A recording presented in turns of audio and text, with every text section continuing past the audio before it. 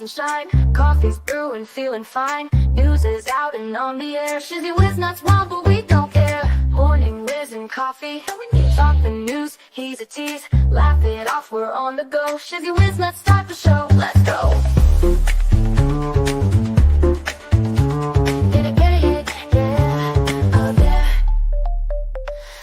Spinning in the breeze, stupid jokes, he's such a tease. Sip the Java with a smile. Pants are off, but stay a while. Morning whiz and coffee. Talk the news, he's a tease. Laugh it off, we're on the go. Shizzy whiz, let's start the show. Let's go.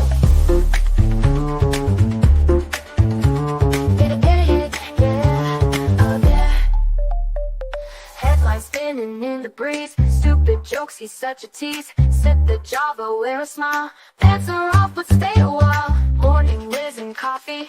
Talk the news, he's a tease. Laugh it off, we're on the go. Shizzy whiz, let's start the show. Let's go.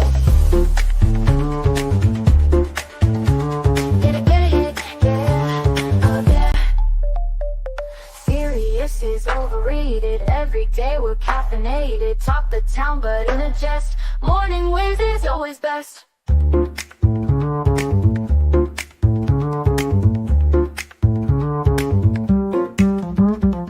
Clock is ticking, time to run. Morning show's a load of fun. Grab your mug, don't spill a drop. Laugh your ass off till you pop.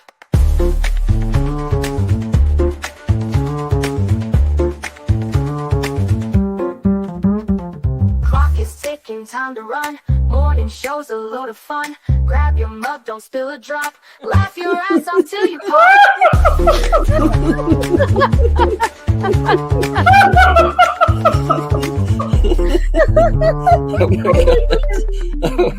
Oh my god, Shizzy breaks Larry. Shizzy broke Larry.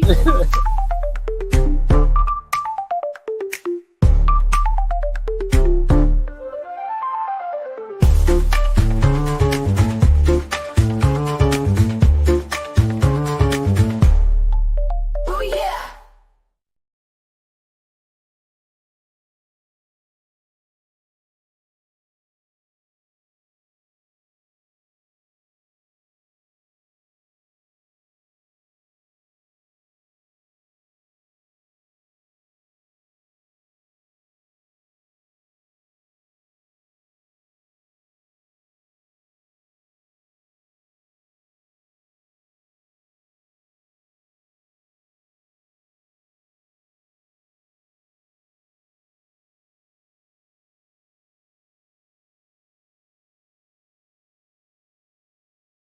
That happens.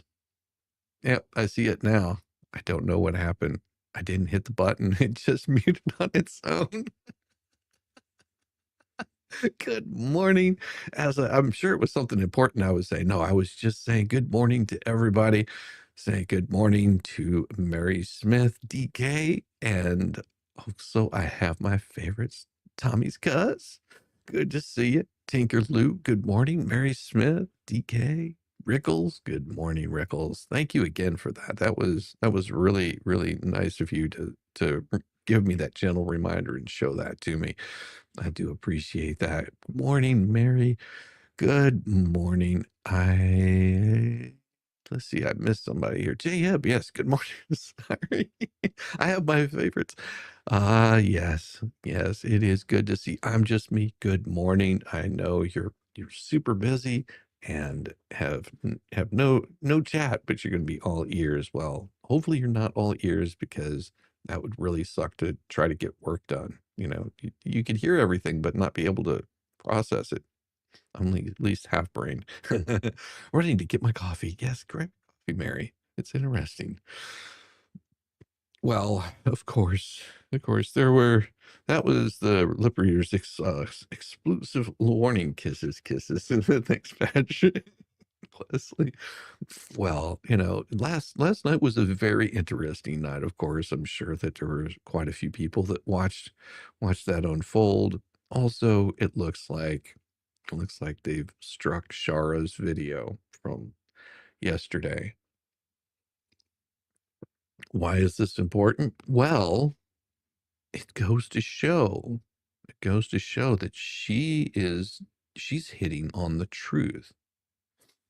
She's pointing out the screwed up part of what's been going on, and it just shows that all of a sudden, if you're striking it because there's something that they don't want you to see, what is it that they don't want you to see? Well, that I'm sure will be very interesting to find out. But you'll just have to stay tuned to Shar for that, because she's going to be all over that, I hope.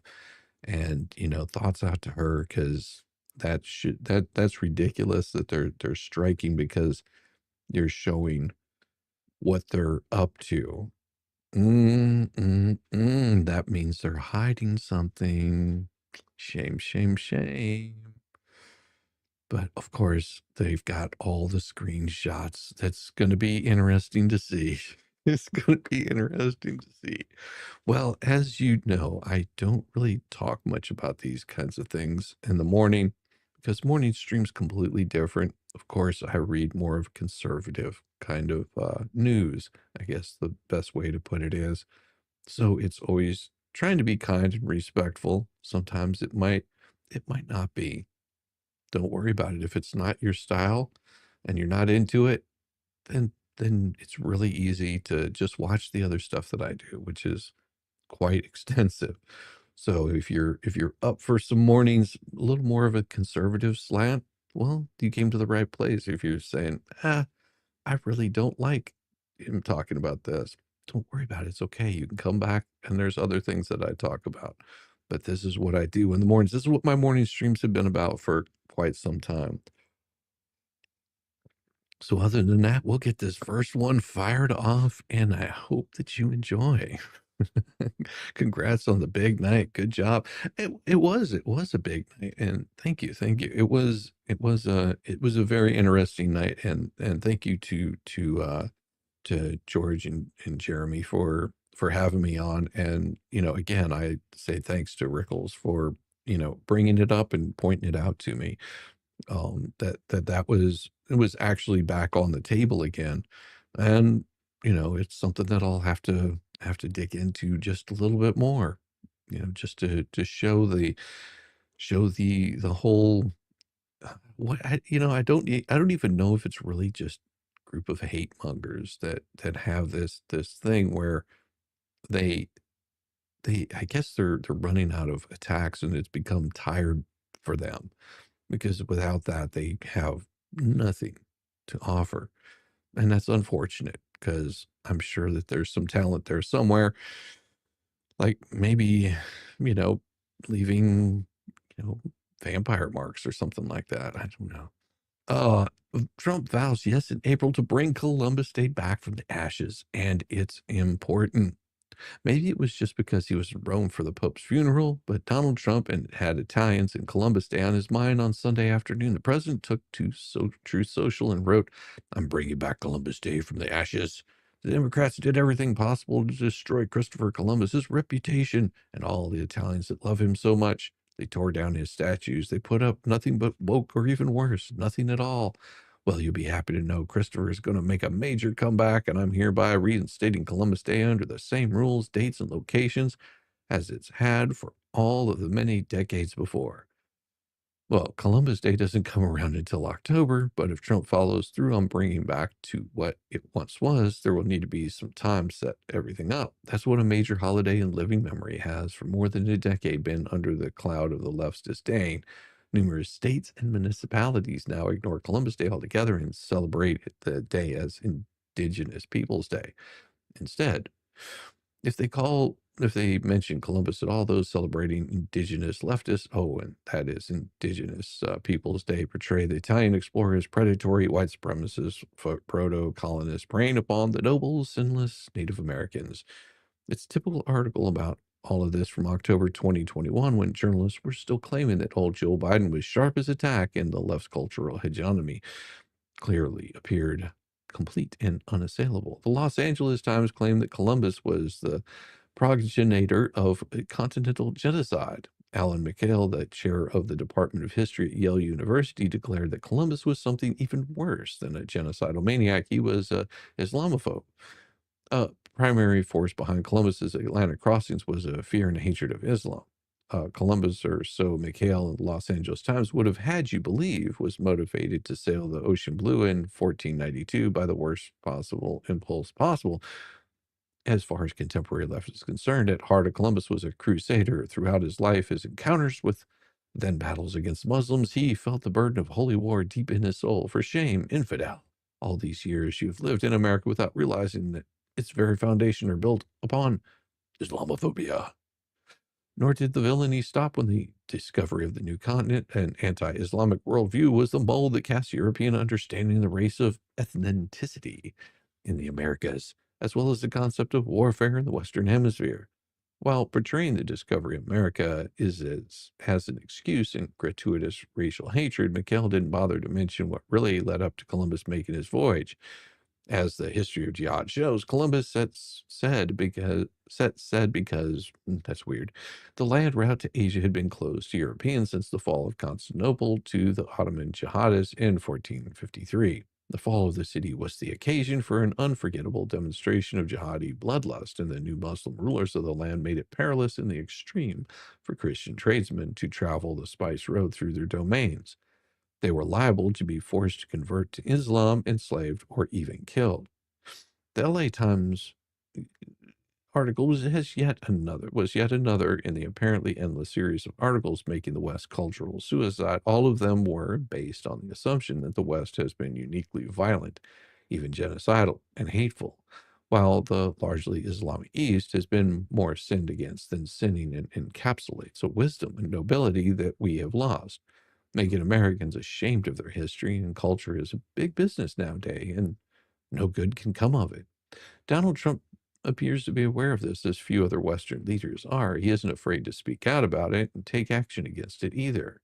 Instilling some pride in Americans for Christopher Columbus and civilizing effects of European settlement in North America would be a worthy endeavor indeed, and much is needed as part of Trump's America First program. After all, why would anyone want to put America first, if at all? He or she has learned at school has been about how evil and horrible America is.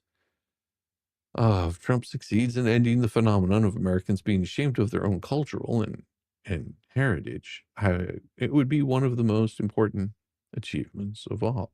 Thank you, Robert Spencer. That's a very important one.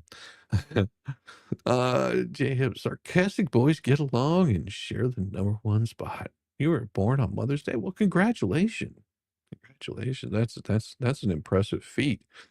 That is an impressive feat. So yeah, this Mother's Day is it doesn't, the thing about Mother's Day is it doesn't happen always on the same day. If I'm not mistaken, it's always on a Sunday. It's weird, isn't it? So just think, you were born on a Sunday. I could guess you were born on a Sunday. You were born on Mother's Day. You're a female, formerly known as Holly K. I wanted all my accounts to be the same and accurately reflect who I am. I love that. Sarcastic. Well, good to see you. Sarcastic. I was born on Labor Day. Very fitting. That is very fitting. Oh my gosh. What do we got? Oh, crazy stuff here. Mm, mm, mm, mm. Brace yourself. The new Trump scandal could be the biggest of them all. President Trump wore a blue suit, and this is very, very bad. If you take your cues from the establishment media, you should be outraged. The evil man wore an evil suit at the Pope's funeral, where the Vatican's dress code requires men to wear a dark suit with a long black tie. Trump wore a blue suit and a blue tie. The Vatican didn't complain, and even the New York Times admitted that Saturday that Trump's attire did not grossly violate the dress code for the event. Nonetheless, the outrage bill went into high gear over the weekend. Fortune ran the story entitled "The Vatican Asked Pope Francis Funeral Attendees to Wear All Black. Trump Wore a Blue Suit." The Independent went, "Trump accused Pope Francis' funeral faux pas after breaking dress code, then leaving early." Donald Trump roundly criticized for wearing blue suit to Pope Francis's funeral, despite its fifth paragraph admission that Trump's suit was within the bounds of acceptable attire. The New York still thought it worthy of a story. Trump's blue suit at Pope's funeral draws attention. And Trump was wearing one bad suit. Yes, established media rules on suits are often complicated. Sometimes suits are innocuous. For years, media propagandists like to spread the claim that Obama's tan suit was the only scandal of his interminable and catastrophic presidency. The implication was that those stupid Republicans were so partisan, so racist, so unfair, so mean-spirited, but had so little for which they could actually criticize Obama that they tried to stir up controversy over his poor fashion sense. Actually, he looked quite natty in a tan suit. But suits aren't always symbols of mountains being made out of molehills. Sometimes they're actual mountains being made out of molehills. The same leftist media laughed at patriots over their alleged consternation at Obama's tan suit is enraged beyond measure over Trump's blue suit. Yet there are a few facts that inconvenient for the Trumpists and instead of Claude, who wore a blue suit to the Pope's funeral narrative. One is that Fortune, the New York Times, and other outlets with that ran with the evil blue suit narrative included photos with their stories that gave the impression that Trump was the only guy at the funeral who had been intensive enough to wear a blue suit. These photos, however, were carefully cropped so the readers could not see that many other men at the funeral were wearing blue suits, including Prince William, old Joe Biden. Vladimir Zelensky was once again, as the Vladimir Putin might appear from behind a hedge at any minute. Klaskalov blazing, and the plunky Ukrainian president would have to spring into combat mode. Not the B ran a larger photo of the crowd and noted it's really about 40% of this picture who is wearing a blue suit. Another observer pointed out that Fortune magazine not only cropped them, but digitally altered the blue suits of people around Trump to make them look black. And now we have the left's fantasy about Obama come to life. The established media has very little for which it can actually attack Trump now, wants it to hang itself even more than it already has with the American people by pushing once again for men and women's sports, the sexualization, mutilation of children, and the rest of the left's insane agenda. And so it's trying to create a scandal out of nothing by attempting to make something out of his blue suit at the Pope's funeral. This ridiculous furor is also the continuation of one of the media's favorite attack angles against Trump. That is, the sort of insensitive bore who demands 2 scoops of ice cream while everyone else gets only one, and who has no patience for the ritual feeding of carp in Japan, and so dumps the whole box of food into the pond at once. The last one was so egregiously false that even PolitiFact, a bogus fact checker, designed to reinforce the leftist narrative by giving an appearance of objective validation, had to admit it was false. This time, the retraction is baked into the lie itself, as you can see from the Times admission that Trump's suit was fine, even as it excoriates him for it. It's a clever tactic, but the whole tempest in a closed closet is yet another admission from the left that they really have nothing on this guy. Uh, yeah, back in 14 till 2022. Why is that okay? Don't radicals mostly hate others? Yeah, that's pretty true, Mel. Most radicals don't like each other. I just figured it should be known I have nothing to whip out and measure, nor pee long distances. Well, that's good. I hope. I'm hoping. Oh, I love it. I love it. Nobody big deal of Biden crapping his pants when he visited the Pope. Yeah, nobody really talks too much about that. Oh, we have nothing to say on that. Oh, but we have more shameful things. Shameful. Media attacks Republican women is ugly, and why it's about to get so much worse. The easiest time for an ugly guy to get a girlfriend is when he already has an old one. I'm not saying that's a good thing because it's not. Cheaters are awful people, but it's still the God's honest truth. Ask any group of ugly guys and they'll tell you they'll go half a year without any luck, nothing but rejections and bad dates. But the moment they get a new girlfriend, they're suddenly flooded with options, and now that they're taken, all the hot women are coming out of the woodwork. As a fellow guy, I gotta say it's really annoying. And I know a lot of people are going, "Ah, that is so true. Why does that happen?" I can explain why that happens. Because whenever you meet somebody, that most of the time you're just sort of doing your own thing, guys. And if you're wondering why all of a sudden all the women come out of the woodwork, it's because you start exuding some sort of confidence, some more pride in yourself. You start showering more. You start showering more, you start brushing your teeth, you start taking care of yourself a little bit better because you're wanting to look good for your new lady. And it gets noticed by all the ladies that normally wouldn't have been paying any attention. There's a certain air of confidence about you, and the women just naturally are going to find that a little more attractive. Well, you also find out that people will react to you in a much different light just because the way that it's a subconscious thing. And they start noticing these, and it's not that they're all of a sudden going to start dating you, and you should probably not pursue it, but just know that that's what causes it. So if you're wondering, all these guys are like, I can't figure out how to get a girl. It's pretty simple. Get more confidence in yourself, brush your teeth on a regular basis, shower, get out there, do things. And you'd be amazed. You'd be really amazed how fast those dates come knocking on your door. And believe it or not, it does work. Using deodorant, yeah, those kinds of things. Those tend to be more attractive to women, believe it or not. And I don't know how that happens. I mean, you don't like my man scent. Married dudes have noticed that wearing a wedding ring doesn't repel a woman's advances. In many cases, it's practically a fishing lure. Why? Because women are insanely competitive and people want what they can't have. Well, maybe. When a beautiful babe chooses a boyfriend, everyone knows that she had thousands of suitors, yet she still selected that guy. So his social status grows, even if he's unconventionally unattractive or unconventionally attractive, along with his dating options. Don't get mad at the messenger, folks. It's the human nature.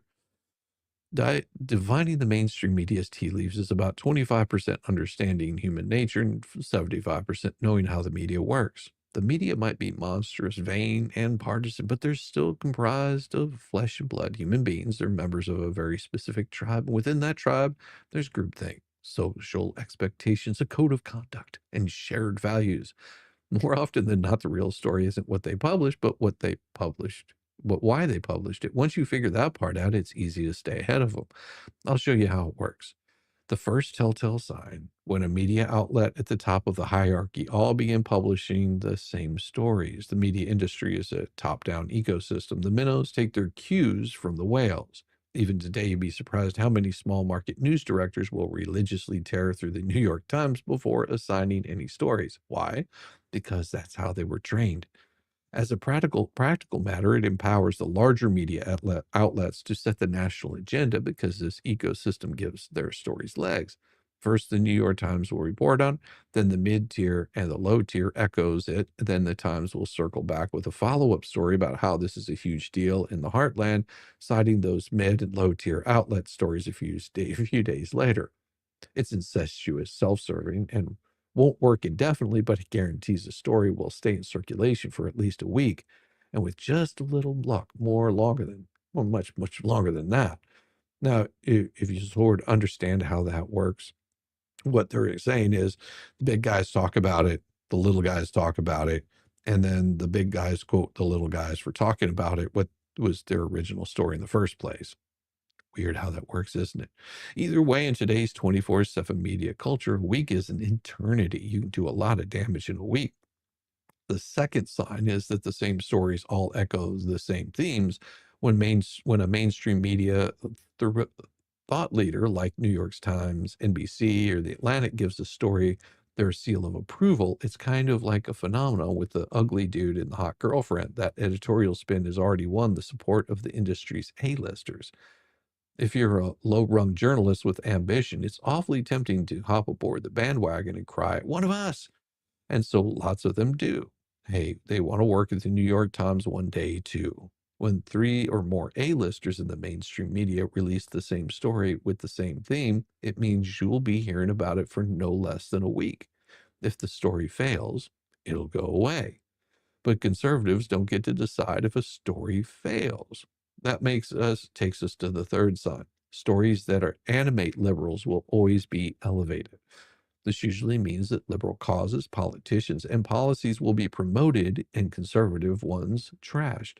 But not always. Sometimes liberals like to read about doom and gloom and that the end is nigh. They're pessimistic by nature and enjoy doom scrolling. But no matter what, the stories and spin will always reflect a very left wing worldview. Why? Because the media is very liberal and they're very primarily concerned on impressing each other. Between 95 and 97% of all journalist donations go to the Democrats. So if you're a journalist, your next job will be in a liberal office. Whoever hires you will be liberal. Your new colleagues will be liberal. Your professional success mostly depends on being well liked by liberal gatekeepers. Well, in this ecosystem, conservatives just don't matter. And when you read their work, it certainly shows. I'll give you a quick example. Yesterday, three mainstream media heavyweights, the New York Times, the Atlantic, and the Independent, all released stories with the exact same theme. The Trump administration is filing the virtue signaling cosplay, unmanly and or wrongly gendered phonies who are ugly looking. At the Atlantic, the story is entitled Trump's Cosplay Cabinet, which included such gems as in Donald Trump's administration, Homeland Security Kristi Noem rotates through various costumes, firefighting gear for drills with the United States Coast Guard, a cowboy hat, and horse for a jaunt with the Border Patrol agents in Texas, a bulletproof ice vest for a dawn raid in New York City. Defense Secretary Pete Hegseth posts photos of himself doing snowy push-ups with U.S. troops in Poland and deadlifting with them at Bredon, Germany. And FBI Deputy Director Dan Bongino spars with agents on the wrestling mats of Quantico. In Bongino's case, his run-in with a skilled jiu-jitsu instructor left him with a swollen right elbow. But such are the risks of Trump's cosplay cabinet, in which his underlings perform nearly daily tone poems to certain type of MAGA masculinity, publicly pantomiming their professional responsibilities. Noam, who has earned herself several dismissive Mattel-inspired nicknames, Border Control Barbie, Ice Barbie is perhaps the most conspicuous offender. She's been photographed behind the controls of both the Coast Guard boat and the Coast Guard plane, donned a helmet and Border Patrol fatigues for an ATV tour along the southern border, and posed in cargo pants and an ice vest in a social media video. She wielded a tricked-out automatic rifle, the M4 muzzle disconcertingly pointing at the head of the agent directly to her left.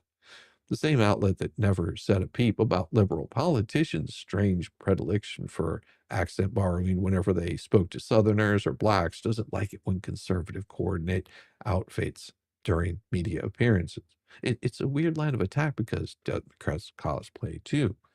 Who could forget about Michael Dukakis riding a tank wearing a helmet that would have fit Rick Moranis in Spaceballs? By the way, the nicknames they cited, stuff like Border Control Barbie, aren't nicknames conservatives use. They're actually reporting on their own nastiness.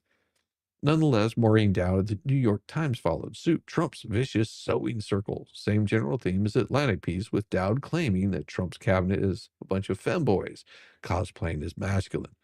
Trump's macho crew, as it turns out, is a vicious little sewing circle. There's once fear that women would be too emotional at the top, but look at Elon. He manically jumps around the stage and is known to miss up the middle of interviews about his work and his love life. If you don't want an unstable creature at the top, particularly at the bastion of masculinity, the Pentagon, why would you hire Pete Hegseth? He even ordered up a spiffy makeup studio next to Pentagon briefing room, as CBS reported. Trump, who often casts by looks, may have liked Hegseth's slick style and pretty face, but even the Emperor of Chaos must realize the Princess of Chaos has to go. Kind of wild, I guess. Andrew Dice Clay era stereotypes and misgendering are trendy again. Hickory dickory dock. Oh my. Finally, on the exact same day as the New York Times and Atlantic stories, the Independent pushed the envelope even farther. Mar-a-Lago faced the plastic surgery trend that's taken over Trump's inner circle. The media is currently mocking the physical appearances of Melania Trump and Kristi Noem, yet tried to convince us that Jill Biden, Hillary Clinton, Nancy Pelosi, and Camel Toe were supermodels. I love that the 2023 article from 2023 exclusive plastic surgeon explains why Jill Biden looks so amazing at age 71. But that's what they're throwing at the wall. Now they're waiting to see if it'll stick. So beginning Monday, late night comics like Jimmy Kimmel will push his narrative. Hey, did you hear a new thing called Mar-a-Lago face? Ha ha ha. And there will be follow-up stories about cosplaying Republicans or snarky comments about plastic surgery coupled with belittling comments about pro-Trump women. Well, and since they love to echo each other, it'll probably be framed as a pro-feminine stance too. I'm guessing they'll somehow try to connect plastic surgery to the patriarchy, that exposing this scandal is actually liberating to women. It's not, of course, it's meanness for its own sake, but misogyny masked as feminism. Reread this column on Friday. I'll buy each of you a Diet Coke if I'm not right. Oh, the jealousy is real. How dare conservatives be attractive? Yes, dare they be attractive? How dare you have to be in front of a camera and be attractive? What is wrong with you? Shame on you. For shame. Just kills me every single time. But this is the prediction by Friday. By Friday, that's what they're going to be talking about, because the New York Times, the Atlantic, and NBC all are saying the same thing. Mm, mm, mm, mm. But guess what? You'll never believe this. One southern city holds the key to tea made in the United States of America. Well, about 15 years ago or so, Sarah Anderson was working for another media outlet, and I was asked if I could spend some weeks in Charleston, South Carolina. One of my favorite places. I jumped at the opportunity. Not only was the assignment going to pay well, but I will always find any excuse I can to travel, even if it's just a road trip to a neighboring state. My little cousin had just lost his job and asked if he could tag along, so I hired him to be my assistant.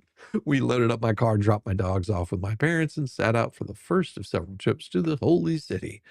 Neither of us had been there before. Oh, that's a shame. But from the moment we got off the interstate, we were in love. If you've ever been to Charleston, you may understand the feeling. I do understand the feeling. It's a beautiful city that's rich with historic old buildings, southern charm, and coastal vibes one could ask for. Since then, I've returned many, many times. I can actually be back there in a few weeks. And when I'm there, one of my favorite things to do is visit the old plantation sites. I'm sure someone somewhere is offended by the very thought of it, but I would encourage them to go visit for themselves. These spaces preserve history and present a well-rounded educational experience that doesn't glorify nor turn a blind eye to the sins of the past. They preserve the natural beauty of this, part of the South Carolina Low Country, and they have something for visitors of all ages. They also sell unique products in their gift shop, such as the only tea grown on a large-scale commercial farm in the United States.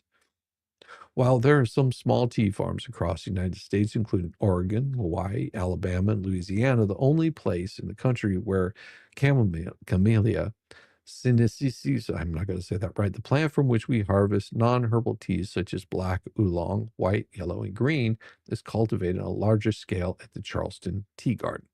Located on Guatemala Island, one of the sea islands that form the barrier between the southeastern United States mainland and the Atlantic Ocean, the Charleston Tea Garden sits on 127 unspoiled acres of land and cultivates over 320 varieties, producing 9 unique flowers, including the beloved American classic tea, the only tea in the world made entirely from U.S. grown leaves. Today, it's owned by the Bigelow tea family, but has quite a history. And if you want to know more about it, dig in. Good morning, Miami. Good to see you. Good to see you. Hope you're doing well in Miami.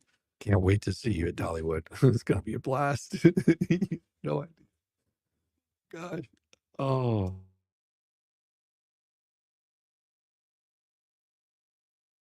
sorry. I had a cough. It is. I'm going to have to fill up my coffee again. It's gone empty. Ah, yes. South Carolina is such a beautiful place. Underrated.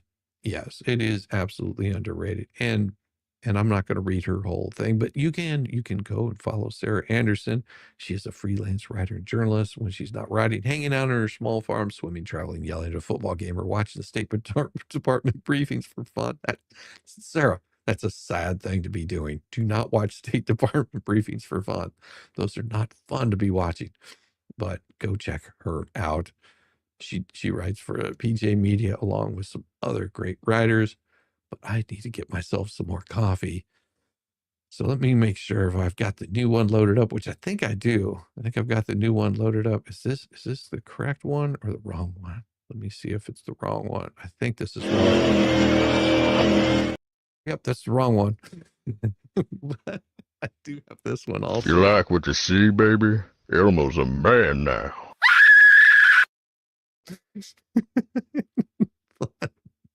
No, those aren't correct. Those aren't correct. Oh my gosh, I'm having too much fun. I shouldn't be allowed to have this much fun. I'm giving you a little bit of otters this morning. Be right back, couple.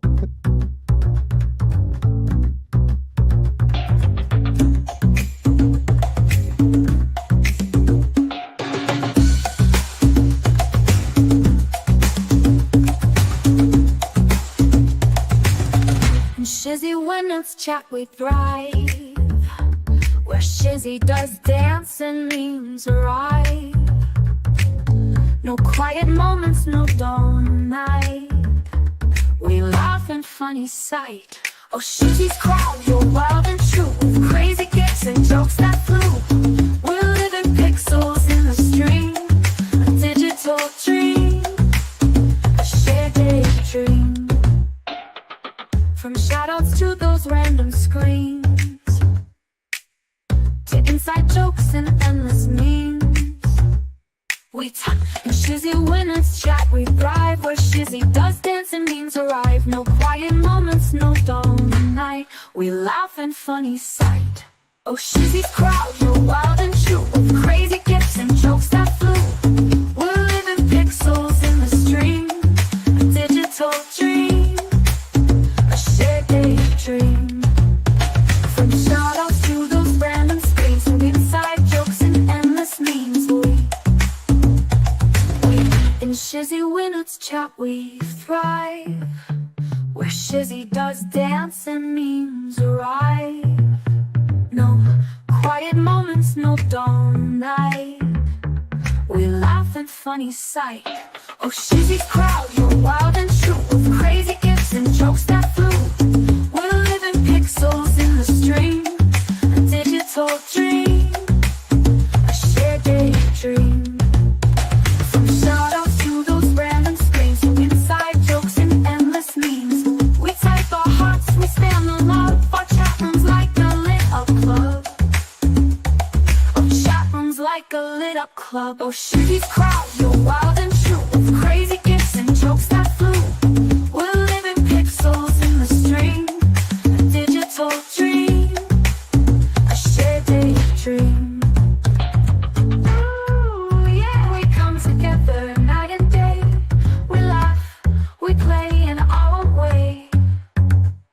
A family in a cyberspace, loving hearts in this virtual place. Oh, Shizzy's crowd, you're wild and true, with crazy gifts and jokes that flew. We're living pixels in the stream, a digital dream, a shared daydream.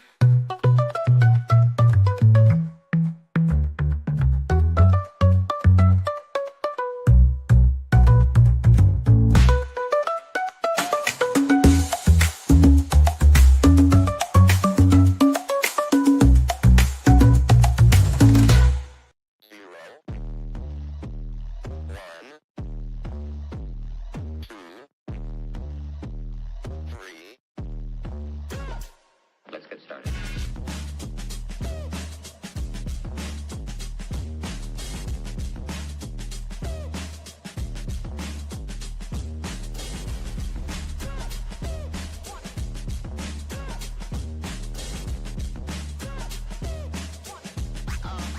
Oh, that's real good.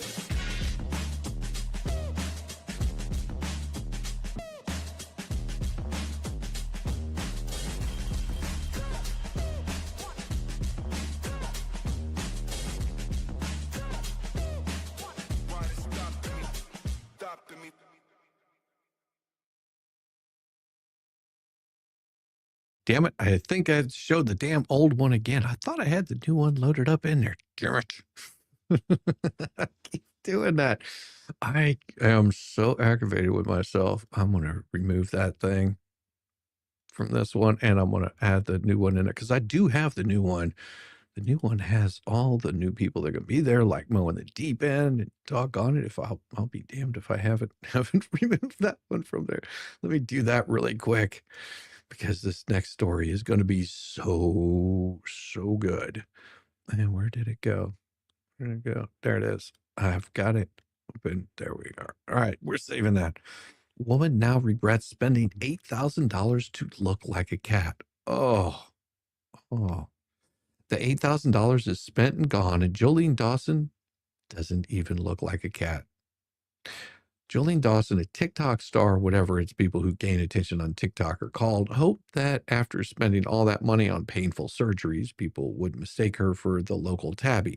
Instead, she just looks like someone who's had a lot of bad plastic surgery. But the story of this TikToker's attempt to make herself look like a feline is an object lesson for us as transgender madness continues. Despite the best efforts of those who know that the big burly guys have no business pretending to be female swimmers and winning all the prizes after finishing 78th in the men's swimming competition.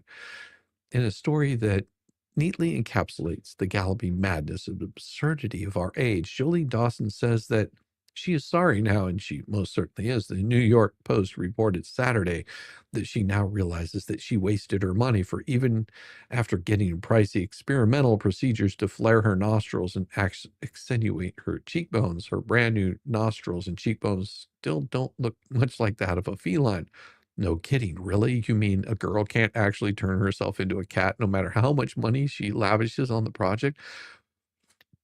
Will knock me over with a feather. If she had any thought about this for a minute or two before diving in, but it's far, far too late for that now.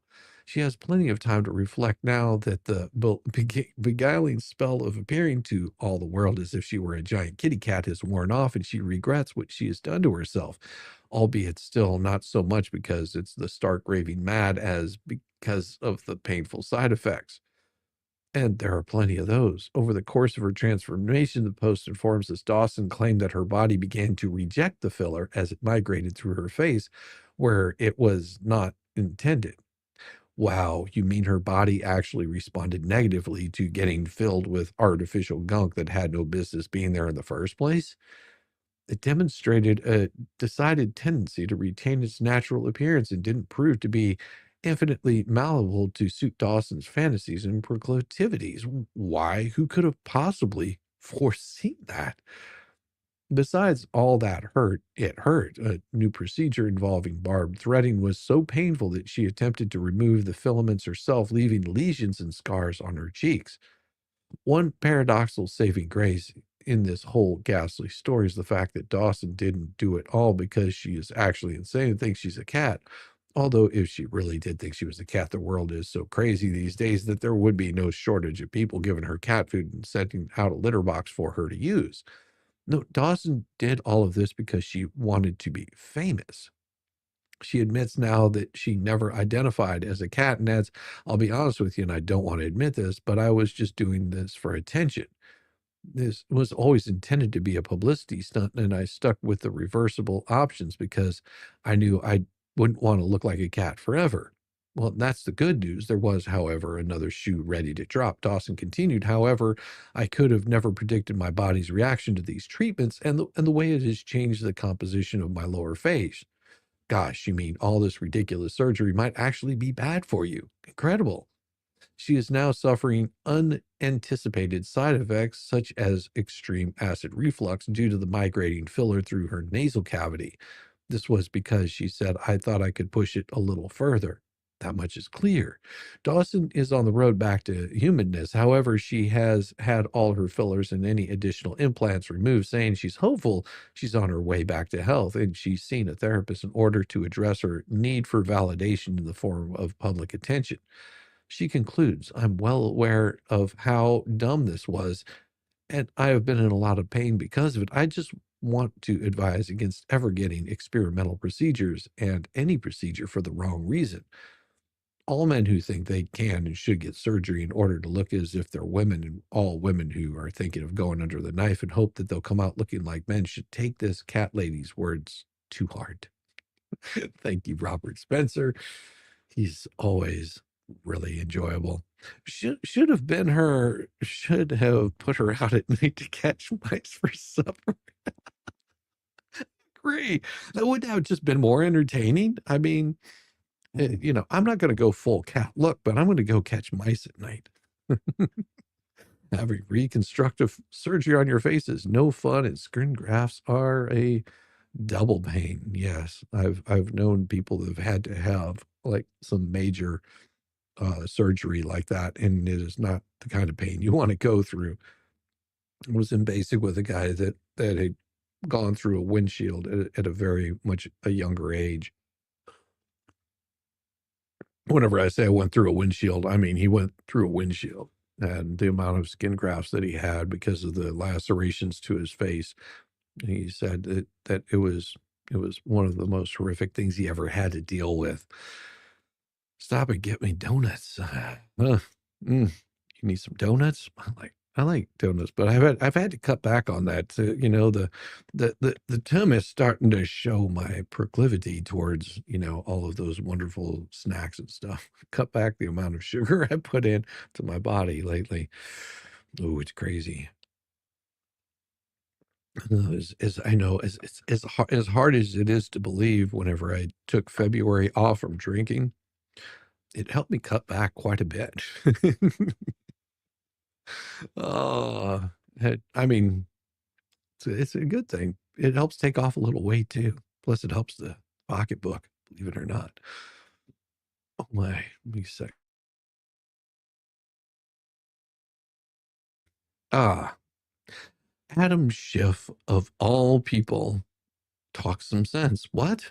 President Trump doesn't call Senator Adam Schiff Democrat Russian collusion. Shifty Schiff for nothing. Schiff was one of the most energetic purveyors of the false claim that Trump had colluded with Russia to manipulate the 2016 election, get himself into the White House. Schiff repeatedly made false claims about the strength of the evidence that Trump had engaged in unlawful collusion with the Russians, and even now refuses to admit that the whole thing was a hoax.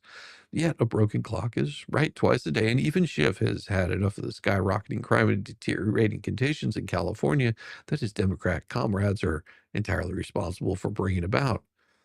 Well, Schiff appeared on Friday on Bill Maher, I think that's right, and maybe it was being in the company of a fellow leftist who repeatedly gives hints of being sane, and that brought it out of old Shifty, but it was actually sounding at times like one of the MAGA Republicans whom he so despises. Schiff told Maher, we're going to have to change how we do business in California. We're going to have to address the people's legitimate concerns about crime.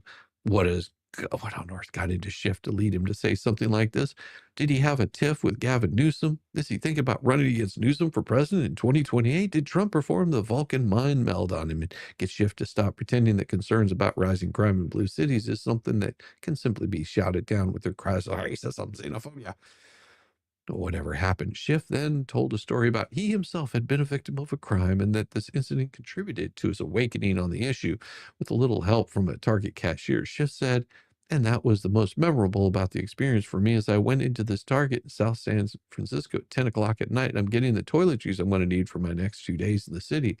First of all, I had to get the clerk, which is hard to find, to unlock the shampoo or whatever. So that's one thing.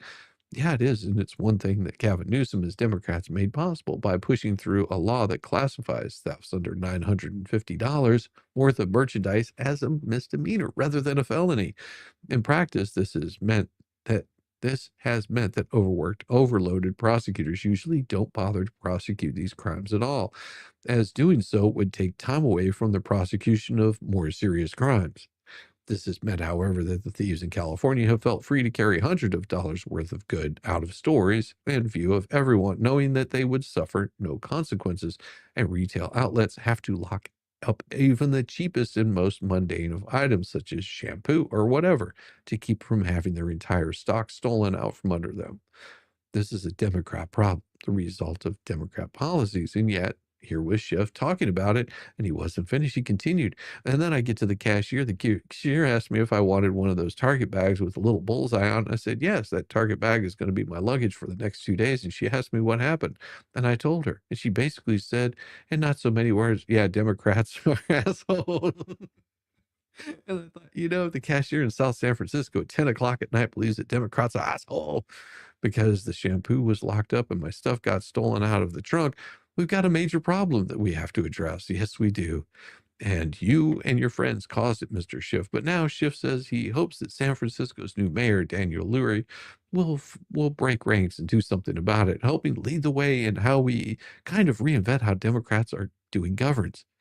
It's likely that Lurie or any other Democrat will bring sound governance back to is it likely that Lurie or any other Democrat will bring sound governance back to California? Nah.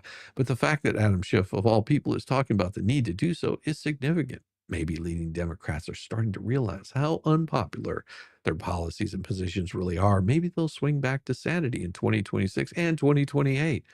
Once again, they'll pretend to do so in order to get votes. But remember, this is the left we're talking about. Leftists don't change course. They march towards socialism no matter what.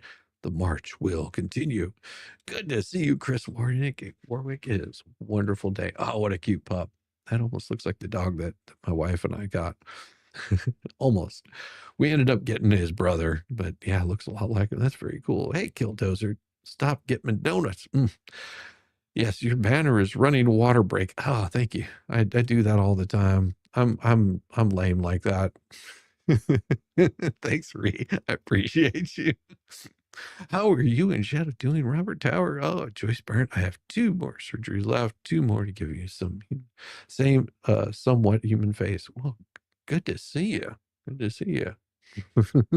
What do you think listening to the penalties for crime should cause a jump in crime? Yeah, lessening the penalties for crime should cause a jump in crime. It's really weird how that operates, Sean. I've never understood it. Like, why don't we give them more love? Why can't you show them more love? Oh my gosh. Biden era was the ultimate application and utterly predictable failure of the Cloward-Priven strategy. What is a Cloward-Priven strategy? There was a time in the mid-60s when 2 left-wing Columbia University professors, Richard Clower and Francis Fox Piven, enjoyed a brief run of media celebrity by espousing a strategy for Democrats they believe could force the creation of an American welfare state based on a guaranteed annual income. It is a widely read article in the era's liberal flagship publication, Nation magazine. The professors laid out their strategy as applied to the welfare state to illustrate the road to achieving all of American left's ultimate economic, political, and social goals. Widespread campaigns to register the eligible poor for welfare aid and to help existing recipients obtain their full benefits would produce bureaucratic disruption in welfare agencies and fiscal disruption in local and state governments. These disruptions would generate severe political strains and deepen existing divisions among elements of the big city Democrat coalition. The remaining white middle class, the white working class, ethnic groups, and growing minority poor. To avoid further weakening of that historic coalition, the National Democrat administration would constrained to advance a federal solution to poverty that would override local welfare failures, local class, racial conflicts, and local revenue dilemmas. By the internal disruption of local bureaucratic practices, by the fear over public welfare, poverty, and the collapse of the current financing arrangements, powerful forces can be generated for major economic reforms at the national level. Put simply, Cloward-Piven said the way to force radical socialist reform of capitalistic America was to overwhelm the existing system by introducing so many participants that it collapses, thus creating political chaos, which Democrats then promised to end by enacting comprehensive and fundamental systematic changes. If that formula, known ever since as in the swinging 60s as the Cloward-Priven strategy, CPS, sounds familiar despite its origin 7 decades ago, it should, because Democrats are still using it. In fact, the 4 years of Joe Biden's titular presidency likely represent what amount to the most sweeping application of CPS ever attempted. Consider in this context, Biden's open border policy was pure CPS, removing every barrier to the entry of so many illegal immigrants coming into the country that Border Patrol and other immigration systems personnel were reduced to little more than temporary escorts, housekeepers, and travel agents. Nobody knows with certainty the actual total of illegals who came into this country, but the figure of 11 million is almost certainly near the ballpark's home plate. Hundreds of thousands of these illegal aliens came in as gotaways, seen coming across the border and penetrating into the country, but never being detained, as well as thousands whose names appear on terrorist watch lists and on the rolls of criminals convicted of murder, raping, theft, and other serious crimes back home. Not only did Biden's open border policy all but shut down the immigration system, the unregulated flood of illegal immigrants into major cities, including New York, Chicago, offered the additional benefit of threatening to overwhelm local law enforcement and human welfare systems. But the border chaos was only the most prominent of Biden's CPS application. Biden took office in January of 2021 with the nation still reeling from the pandemic. Biden imposed an authoritarian vaccination program that inoculated 200 million Americans and included compulsory shots for millions of Americans, many of whom were at risk of losing their jobs for failing to do so. I know a few people that had to deal with that.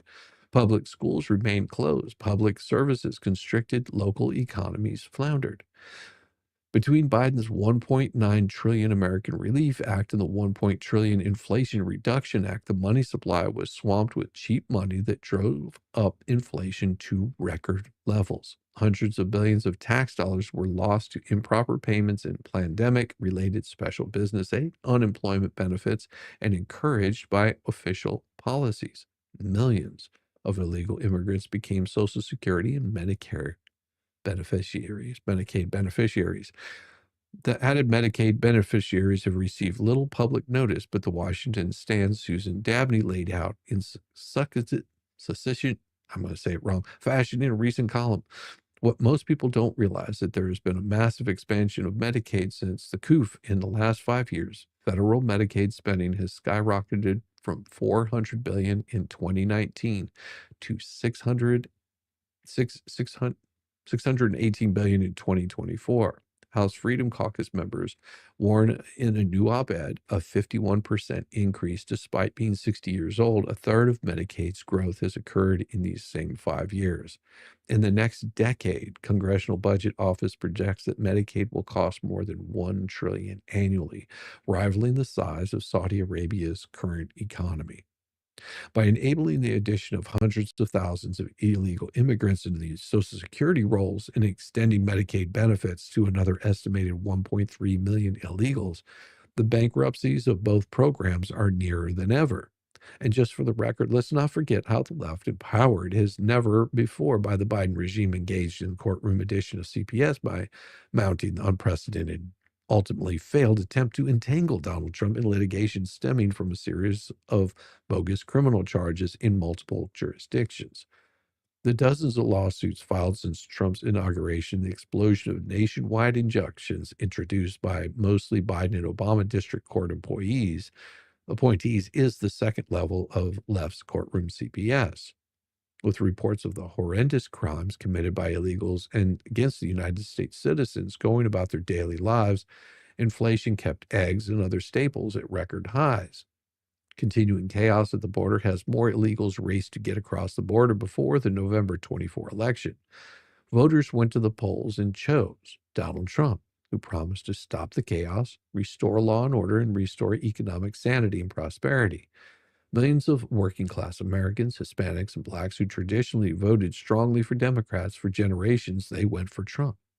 And a potentially landmark shift in American politics that will influence elections for decades to come.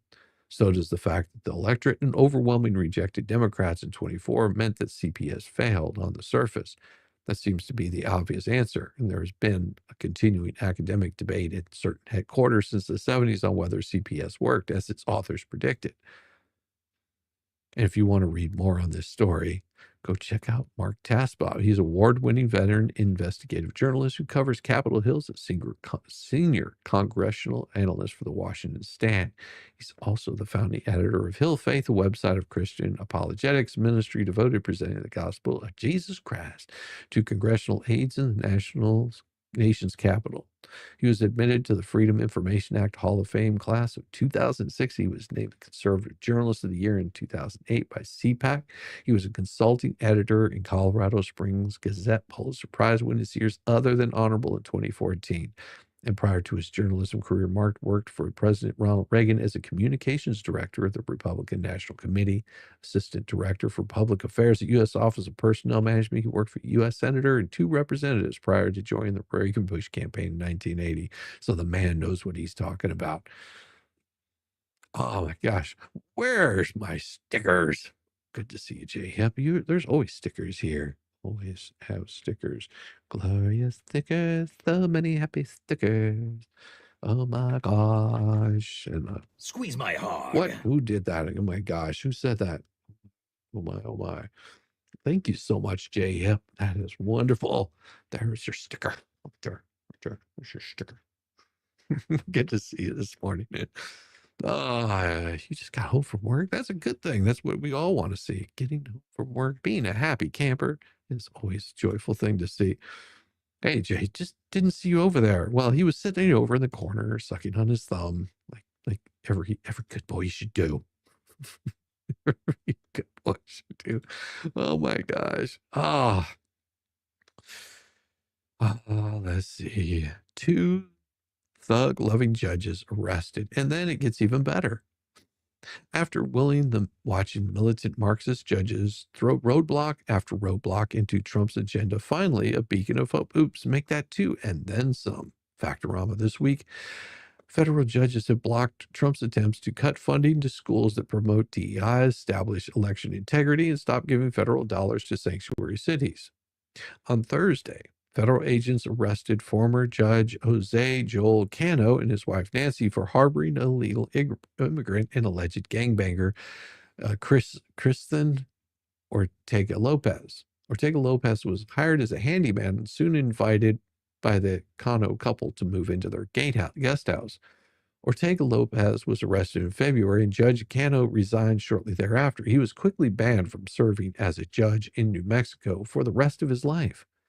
After weeks of investigation, the Canos were apprehended by the feds on Thursday. They are accused of harboring an illegal immigrant and tampering with evidence. One picture found by investigators shows Ortega Lopez opening Christmas gifts with the Cano family. Another shows Lopez posing with a gun believed to be owned by the Canos' daughter, April. Ortega Lopez has since been charged with being an illegal immigrant in possession of a firearm. Investigators seized 4 guns believed to be owned by April Cano. Finally, the Democrat judge in cuffs, in the words of the immortal pitchman Billy Mays, says, "But wait, there's more." On Friday, Wisconsin Judge Hannah Dugan was granted with the Silver Bracelets of Justice for helping an illegal immigration dodge agents from Immigration Custom Enforcement. The dishonorable Judge Dugan was accused of misdirecting ICE agents as they searched the Wisconsin courthouse where she works, looking for the wanted illegal immigrant, Eduardo Flores Ruiz. Yeah. According to the Attorney General Pam Bondi, Dugan heard that ICE was outside her courtroom waiting to arrest Ruiz. She left the courtroom to bellow with the agents before sneaking Ruiz out through a side entrance. ICE agents arrested him outside. Let's see what exactly happened. So rare for victims to want to cooperate. They wanted to cooperate. They were sitting in the courtroom with the state prosecutor. The judge learns that ICE was outside to get the guy because he had been deported in 2013, came back in our country, commits these crimes, charged with committing these crimes, victims in court. Judge finds out. She goes out in the hallway, screams at the immigration officers. She's furious, visibly shaken, upset, sends them off to talk to the chief judge. She comes back in the courtroom. You're not going to believe this. Takes the defendant and the defense attorney back in her chambers, takes them out a private exit and tells them to leave. While a state prosecutor and victims of domestic violence are sitting in the courtroom. Wow. You know, Can't Madam make this Attorney up. General, great to have you here. Wow. That's insane. FBI Director Kash Patel tweeted about the arrest of Dugan. Just now, the FBI arrested Judge Hannah Dugan out of Milwaukee, Wisconsin, on charges of obstruction after evidence of Judge Dugan obstructing an immigration arrest operation last week. We believe that Judge Dugan intentionally misdirected federal agents away from the subject to be arrested in her courthouse, Eduardo Flores Ruiz, allowing the subject, an illegal alien, to evade arrest. Thankfully, our agents chased down the perp on foot, and he's been in custody since, but the judge's obstruction created an increasing danger to the public. We will have more to share soon. Excellent work, FBI Milwaukee. Dugan was booked and released, and here's where her release is. Judge, anything to say about this?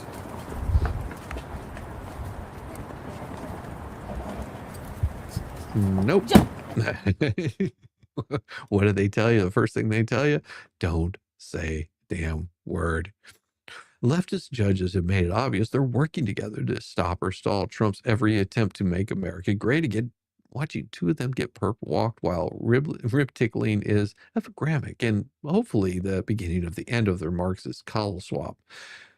And because it's beginning of the weekend, let's keep the fun going with an update on two of the most filthy communists ever to plague New York State, former Governor Andrew Cuomo and AG Letitia Dirty Tish James.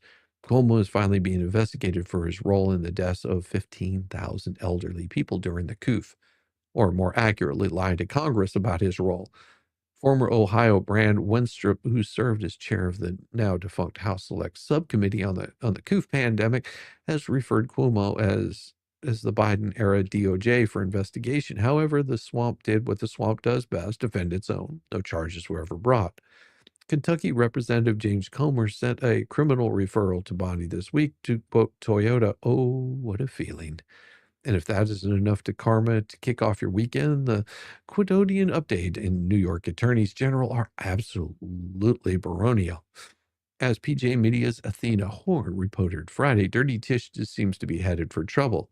She hired lawyer David Lowell, who vainly defended first crack huffing son Hunter Biden. Call back Orama. Hunter was delightfully convicted on gun and tax evasion charges, which he was then pardoned by his father. At last count, James is accused of signing 10 mortgage documents with fraudulent lies in all of them. What have we learned? It appears the new Trump administration is fighting back against some of the filthy communist pig dogs who never thought they would see business end of the DOJ. One judge has been removed permanently from the bench. Another was busted today for bootlessly attempting to help illegal immigrant dodge ICE agents, a crime that border czar Tom Homan assured us would result in criminal prosecutions. Andrew Cuomo and Letitia are facing federal criminal investigations. Just pinch me twice. I suspect Dr. Fauci may spend his weekend questioning the validity of a pardon signed by an auto pen. It will break out the Blantons whenever I see Fauci's mugshot. I can completely agree there. So many people hate Trump more than they love our country. Just sad and pathetic. Yeah, it is something that you do see quite a bit of happening on this size. But hey, there is something that Victoria Taft, and I'm going to share with you today, that she wrote this on April 25th. So it's a few days old, but it's pretty interesting. West Coast, Mest Coast, trademarked. And you get a house. Race-based free down payment grift becomes law. Do you remember this? Isn't this what caused the big collapse in 2008? Wasn't it? The housing market collapse. Every week, it seems there's a contest between states on the West Coast, Mest Coast to outwoke each other, and this week is no different. Washington leads the way again this week, with Democrats doing everything in their power to kill business and get rid of the riffraff normies by making it so expensive that people will be forced to leave. I had a discussion with someone about that not too long ago that was just like, well, these people aren't moving out of their big houses to make room for other people. I'm like, do you realize how much land is in the United States? Just because people don't want to sell their homes, they worked hard to earn that little bit of, security, home. money for it, whatever it might be. But people want to they want to throw you boomers out of your damn houses. Like you don't deserve to have such a nice place to live. You need to give it to these other people that are just can't afford it. Shame on you, horrible people, for actually accumulating any sort of wealth and making your house payments on time for the past 30 freaking years.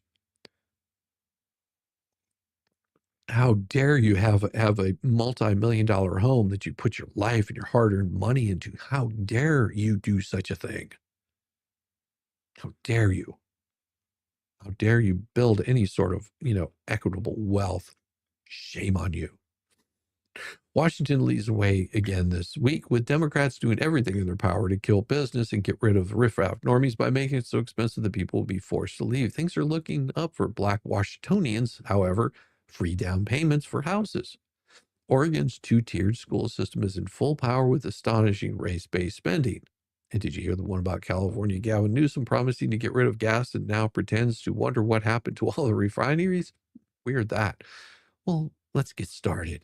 And you get a house, and you get a house, and you get a house. This week, Washington state Democrats approved a race-based free down payment bill giving Black and other minorities forgivable free $120,000 down payments with 0% financing to buy a home. These are housing reparations, pure and simple reparations, if you will, for people who have never suffered from housing discrimination. The effort to give away free down payments began with a bill in 2023 establishing the so-called covenant homeownership plan. It was intended to create a new program, which is no different than the old, and funding source to help people who have been impacted by this discrimination become homeowners. But this week, the true intentions of the program were revealed by Democrats as the program was modified to give away free money to Blacks and other minorities, including Koreans, Pacific Islanders, for a down payment for a home. There's no requirement that any receipt show that they've been discriminated against. Yeah, here you go. Feel free to step right up. Yes, Let's you're do part it. of history now. This is great. Okay. Washington State's Covenant Homeownership Program provides down payment and closing cost assistance for lower income, first-time home buyers. Lawmakers created the program to address the disproportionate impacts of racial redlining in Washington State. House Bill 1696 modifies the program by adjusting the area median income threshold for program eligibility, introducing loan forgiveness, and modifying the Oversight Committee membership. This modification will create more opportunities to close the racial homeownership gap, which is a very important goal for all of us here in Washington State. We so appreciate everybody who made this legislation possible. We know. And we already have seen the outcome that this is going to lead to. We saw it whenever the housing market crashed in 2008. They were taking out loans that they couldn't afford to pay. But now they've given it to them and said, hey, here's $120,000, no interest on it. And what happens if they don't pay it after a certain period of time? Are they going to come knocking on their door? We'll find the money somewhere. It's been like any legislation challenging. Yes. This one has its share of challenges, as we know. I love it. But Representative Taylor's been a real Gee, champion in this legislation. any race you want So me we to be proud of it, appreciate, I get your free leadership stuff. in particular. Thank you very much. And with that, I'm pleased to sign this legislation into law. Good morning, Georgie. Good to see Thank you. you. And let's take a photo. Aren't we just happy and proud that we're going to cost taxpayers millions, if not billions of dollars, and force another housing market crash? Unrealized leadership. In last week's West Coast report, your humble correspondent reminded you of Oregon's profligating spending and taxing. In Washington, as the allegedly cash-strapped state, is set to give away millions in free money for home buyers to make right the discrimination in housing that recipients never experienced. Taxes will be going through the roof for all people, but especially those who have assets. See the symmetry? Washington's wealth tax already scared away Jeff Bezos. Now Democrats want to tax unrealized capital gains. Don't think that that's not coming. Do you understand? I'm not a financial wizard, but I can explain unrealized capital gains that they want to tax.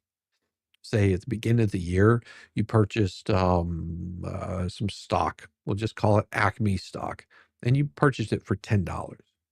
Just you bought You bought 100 shares for $10, cost you, a few $1,000s, and you're like, sweet. And then that $100 on each one of those, that $10 that you spent on each one of those for those 100 shares, all of a sudden that stock splits and becomes, 200, 500, 600 shares. But because the people were so determined to buy this particular stock, this particular Acme stock, that not only did it split, now you have all these extra shares. Guess what? The value of that $10 stock is now over worth $600 per share. You think you're a millionaire. So you sell some of that off, but what you keep is still your unrealized gains. Those are your unrealized capital gains. They want to tax you on that. Although you didn't sell the rest of it, you're already paying taxes on the realized gains off the stock that you did sell. But now they want to tax you on the stock before you even sell it. Now, does that mean that they're going to give you money whenever the stock fails because you bought it at 10 and it's only worth 50 cents now and then the place bankrupts? No, they're not going to pay you for that. They're only going to pay you on the unrealized capital gains. Yeah, makes a lot of sense, doesn't it? This means the Democrats in HB 5797 propose taxing ownership of stocks, bonds, mutual funds, and exchange-traded funds, making just the mere ownership, not the sale, of these assets a taxable event. Camel Toe is proposed such a tax whenever she ran for president, but if HB 5797 passed, it would make Washington the first state to do it. Rich people get it today. Everyone gets it tomorrow. GOP leader Jim Walsh lists the rest of the taxes Democrats want to take out of people's hides. Note the gas tax increase, which would make Washington the highest or second highest, looking at you, California, state with the highest gas taxes. HB 2043 increases tax by 9 cents per gallon, increases Discover Pass fee by 50%. A new ticket for sporting events and concert imposes a new ticket fee, increasing hunting and fishing licenses fee, including for youth and seniors. 10 cent per beverage container tax, increases liquor license fees by 50%. Including banquets for weddings and events, increases business occupation, B&O tax on local manufacturers, retailers, wholesalers, financial institutions, and advanced computing system businesses, creates new B&O surcharge of many of the state's larger employees, creates a 10% excise tax on duty-free stores, imposes a new tax on storage units, increased taxes on the sale of silver and gold and other precious metals, imposes new sales tax on Airbnb, VRBO, and other short-term rental homes, doubles the rental car tax rate and applies a tax to peer-to-peer car sharing services, adds an additional tax on the sale of cell phones, smartwatches, other devices, increases the capital gains and estate tax rates, taxes unrealized capital gains. And no other state is doing this. Democrats also want to tax dating apps. They allege that all of the domestic violence problems in the state can go away with just one more tax. The added benefit for Democrats is that this would give them an entree into taxing all apps on residents' phones. How can the state, on one hand, hand out free money for housing down payments while on the other hand, stick all residents with new taxes? Well, you know the answer. Race-based school funding.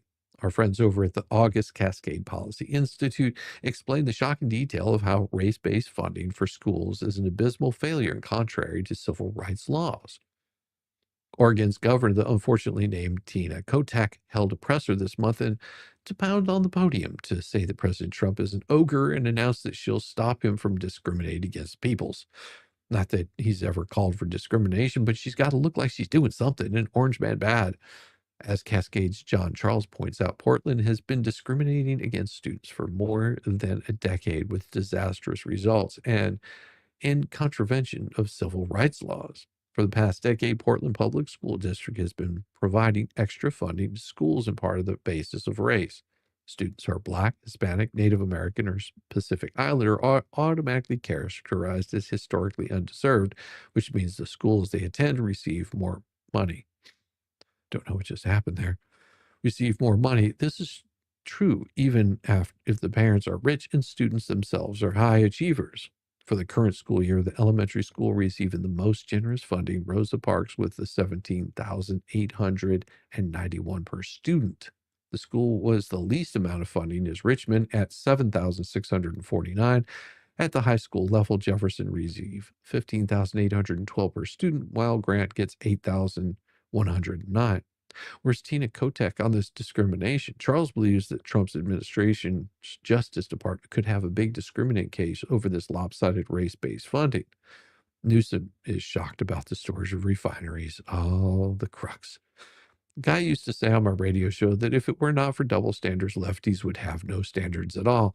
The duplicitous and preening Gavin Newsom is now pretending to be startled that yet another refinery is planning to shut down. He issued a duplicitous and preening letter to reassure the public that he's doing everything to make sure, blah, blah, blah. In this case, blah, blah, blah means that he's been prosecuting a war on gas cars, or what they call ICE cars, or internal combustion engines, which resulted in spiking gas taxes and prices. Now he wants to look like he has the best interests of Californians at heart. Oh, California gas taxes are as notorious as Washington's. While Democrat leaders blame corporate greed for the prices, the taxman actually makes far more per gallon than do oil companies, which is very true. If you don't realize this, then I don't know where you're looking, because they have little tax stickers on each one of your gas pumps that tell you that how much of your tax. A lot of places do. I know here in Georgia, I think they're required to, how much is actually going to the state. That doesn't include your local politicians that are also taxing the gas. So the amount of money that is actually being paid on a gallon of gas, about I think it's somewhere around 85% of that goes to taxes. Think about that. Next time that you go and you buy some gas at a gas station, realize that $3 plus that you're paying on gas is, majority of it is taxed. And that's where that money is going. It's not going to these big oil companies that you think are making all the money. Well, Democrat leaders blame corporate greed for the prices. The tax man has done so much more. Newsom has spent his entire career attacking our gasoline supply and jacking up prices. We've been warning for years that his policies would crush working Californians. Now he's shocked to find out refineries are shutting down. Instead of working with them, he punts. Dear Vice Chair Gunda, thank you for your leadership in protecting consumers and ensuring that California has a safe and affordable, reliable supply of transportation fuels during our energy transition in the next 2 decades, including through implementation of Bill X1-2 Skinner 2023, the Assembly Bill X-1 to Hart 2024. I write to direct you to redoubling the state's energy or efforts to work closely with refiners on short and long-term planning.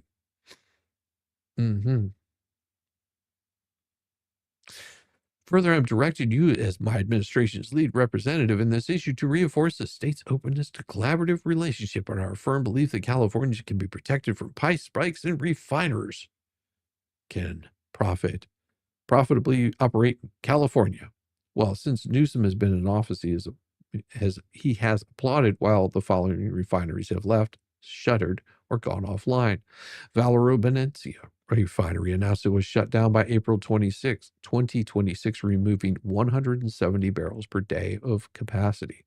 Phillips 66 Los Angeles refinery scheduled to close by the end of 2025, removing 139,000 barrels per day. Marathon Martinez refinery closed in 2020, resulting in the loss of about 750 jobs. Phillips 66 Santa Maria refinery closed in 2023 as part of a transition to renewable fuels. Phillips 66 Rodeo refinery converted to renewable diesel, ceasing traditional gasoline diesel production. In the 1970s, California had as many as 50 refineries, and now it's down to 7. Newsom has also been a no-show in the battle to solve the international sewage incident at the border with Mexico, this decades-long problem. As I reported, Mexico's nutty junk sewage issue is an environmental disaster in the U.S. Isn't just a problem for beachgoers, it has now become a national security issue, as I wrote. Yeah, Mexico's sending more sewage across the border is becoming a big U.S. national security issue. The EPA Administrator Lee Zeldin has taken up the issue, but California has been given $700 million to begin improvements to the South Bay International Wastewater Treatment Plant. In fairness, Newsom did buy some booms to halt the flow of plastics down the Tijuana River, but nothing yet for the poop in our Navy SEALs swim in. Crucible. This week, another class of U.S. Marines made it through the Crucible in San Diego. I know the families of two of those new Marines. One is son of my friend Mike Rosen, who was our man in Fallujah on my radio show in Portland. The other is grandson of our dear friends in a weekly Bible study. Congratulations, Marines. Recruiting is up, Semper Fi, Marines and Marine families. Hoorah. And that's all we've got for today. Some crazy, crazy stuff. It's funny, we was talking with someone last night about their service. It's really interesting to see it from other people's perspective. Georgie's life. As a woman, I voted that we don't vote liberal white women into office, and Democrats want to destroy our country. Well, good luck with that. You need to have, I guess, both sides of the coin to make it, so it isn't a two-faced coin. It's good to know. Tonight should be a very interesting night. I do have some plans for some stuff. I will see how it works out. Might be doing a derailed stream tonight. I forgot to ask the boys if they were up for it, so we might do another one. We'll see if we do. If we do, it's going to be a different kind of stream tonight. Oh, and it will be so much fun. All I know is we usually do these once. Last time we had done it had been almost 6 months, I think, since our last one, and we had such a great time on our last stream that we're all sort of wanting to do it again, because it's just, we have a good time. If you haven't seen one of the Derailed series, just know that we do it, on Mondays. It's a 2-hour stream. That's it. 2 hours. 2 hours of unbridled, just, I don't know if you would call it awesomeness or just complete retardation, whatever it might be. But we do have a blast with those. We did have a great time doing it. So we're hoping that we could do more of those. We usually rotate from place to place, team to team. We might have it on experts, might have it on Valhallas, might be over on MGs. It could easily be over with Volstorm. Never know. We just get together. We have a good time. We hang out, and it's usually completely derailed before we even get started, and it stays completely derailed throughout the entire time. So keep an eye out for that. If you're not subbed up to all those people, then I don't know what you're doing wrong, because it's going to be an absolute, whenever we do them, they are an absolute blast. We have, like I said, we have a really good time with it. We don't try to take any of this stuff way too seriously. And don't forget, this is going to be coming up very soon. We got the Dollywood 2025. Remember, pay close attention.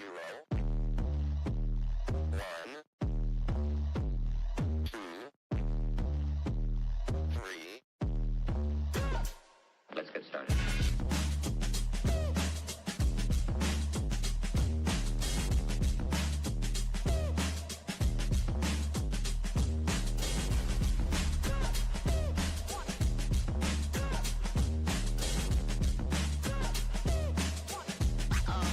Oh, that's real good.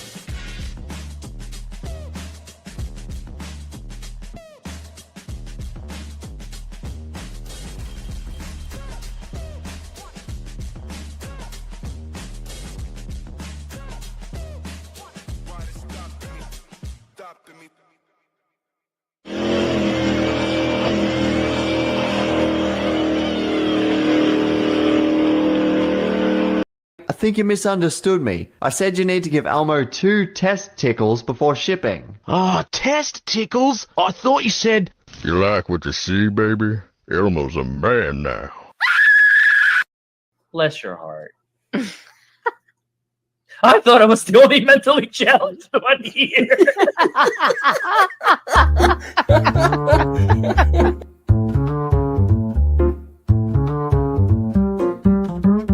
Get it, yeah, oh yeah.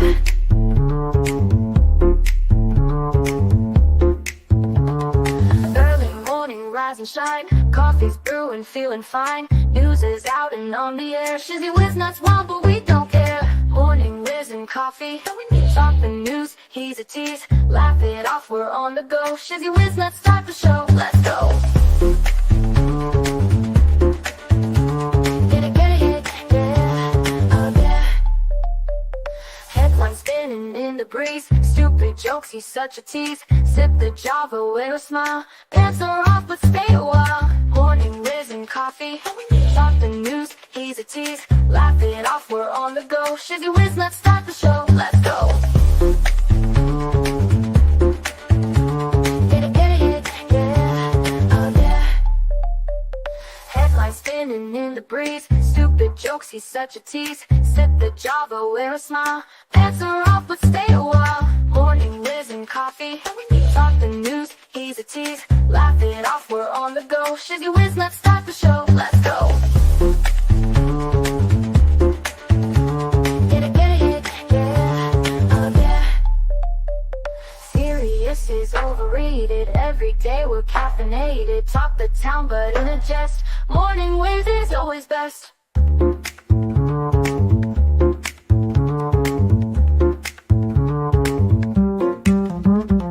Clock is ticking, time to run. Morning show's a load of fun. Grab your mug, don't spill a drop. Laugh your ass off till you pop.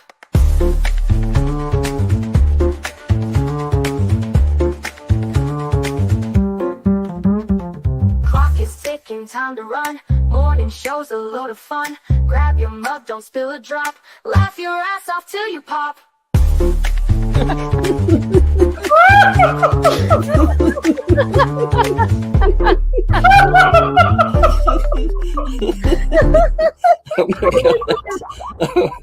Oh my god, Shizzy breaks Larry. Shizzy broke Larry.